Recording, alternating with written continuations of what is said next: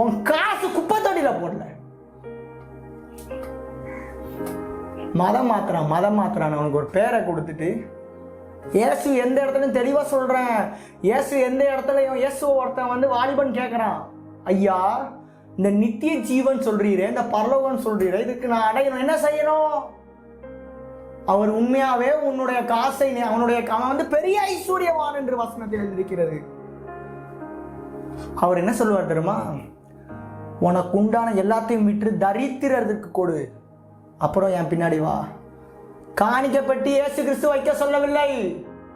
எந்த இடத்துல காட்டு, வசனத்தை காட்டு பார்ப்போம். காணிக்கப்பட்டி வைன்னு. நீ எத்தனை பாவங்கள் செய்து கோயிலுக்குள்ள உண்டியல்ல காசை போட்டாலும் பாவங்கள் மன்னிக்கப்படாது.